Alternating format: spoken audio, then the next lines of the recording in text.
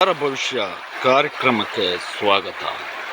ಮೇಷರಾಶಿಯವರು ಈ ಒಂದು ವಾರದಲ್ಲಿ ಅವರು ಅಂದುಕೊಂಡ ಕೆಲಸ ಕಾರ್ಯಗಳನ್ನು ನಿರ್ವಿಘ್ನವಾಗಿ ಆಗುವಂತೆ ಆಗ್ತಕ್ಕಂಥದ್ದು, ಜೊತೆಯಲ್ಲಿ ಕೆಲವೊಂದು ಸಣ್ಣ ಪುಟ್ಟದಂತಹ ಅಡಚಣೆ ಹೇಳ್ತಕ್ಕಂಥದ್ದನ್ನು ಕೂಡ ದೇವಿಯ ಒಂದು ಅನುಗ್ರಹದಿಂದಾಗಿ ದೂರವನ್ನು ಮಾಡಿಕೊಂಡ್ರೆ ಅವರಿಗೆ ಈ ವಾರ ಹೇಳ್ತಕ್ಕಂಥದ್ದು ಅದೃಷ್ಟದ ವಾರವಾಗಿ ಪರಿಗಣಿಸಲ್ಪಡುತ್ತೆ.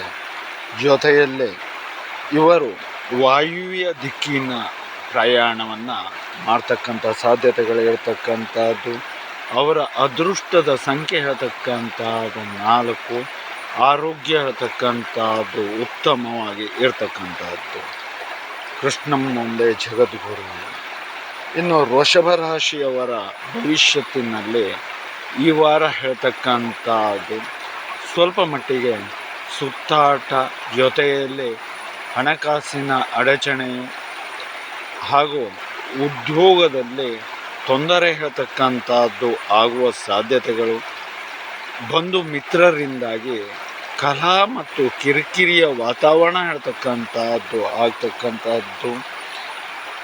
ಇವರಿಗೆ ಪೂರ್ವದ ದಿಕ್ಕಿನೆಡೆಗೆ ಇವರು ಈ ವಾರ ಪ್ರಯಾಣವನ್ನು ಬೆಳೆಸಿದರೆ ಅವರಿಗೆ ಉತ್ತಮವಾದಂಥದ್ದು.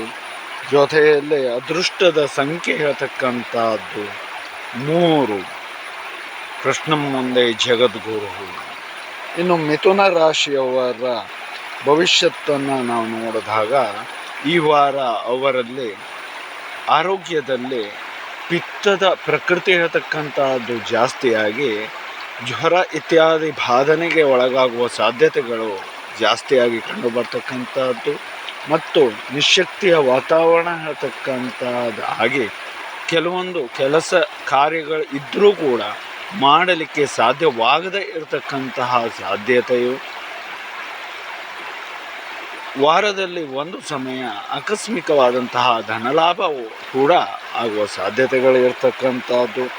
ಆಗ್ನೇಯದ ದಿಕ್ಕಿನೆಡೆಗೆ ಇವರ ಪ್ರಯಾಣದಲ್ಲಿ ಒಳಿತನ್ನು ಇವರು ಕಾಣಬಹುದು ಮತ್ತು ಅಷ್ಟೇ ಅಲ್ಲದೆ ಸುತ್ತಾಟ ಹೇಳ್ತಕ್ಕಂಥದ್ದು ಕೂಡ ಆಗುವ ಸಾಧ್ಯತೆ ಇರ್ತಕ್ಕಂಥದ್ದು. ವಾರದ ಕೊನೆಯಲ್ಲಿ ಇವರ ಅದೃಷ್ಟದ ಸಂಖ್ಯೆ ಬಂತು 1 ಹೇಳ್ತಕ್ಕಂಥದ್ದು. ಕೃಷ್ಣಂ ಮುಂದೆ ಜಗದ್ಗುರು.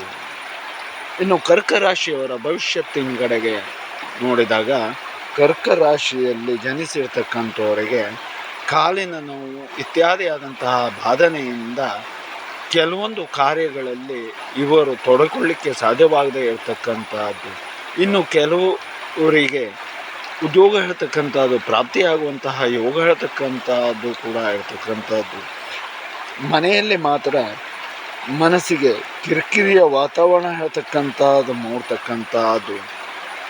ಇವರು ಪಶ್ಚಿಮದ ದಿಕ್ಕಿನಲ್ಲಿ ಉದ್ಯೋಗವನ್ನು ಮಾಡಿದರೆ ಇವರಿಗೆ ಯಶಸ್ಸು ಸಿಗುವ ಸಾಧ್ಯತೆ ಹೇಳ್ತಕ್ಕಂಥದ್ದು ಇರ್ತಕ್ಕಂಥದ್ದು. ಇವರ ಅದೃಷ್ಟದ ಸಂಖ್ಯೆ ಬಂತು 6 ಹೇಳ್ತಕ್ಕಂಥದ್ದು. ಹಾಗಾಗಿ ಈ ವಾರ ಈ 4 ರಾಶಿಯವರೆಗೂ ಕೂಡ ಶುಭವನ್ನು ಉಂಟು ಮಾಡಲಿ ಕೊಡಲಿ. ಕೃಷ್ಣಂ ಮುಂದೆ ಜಗದ್ಗುರು.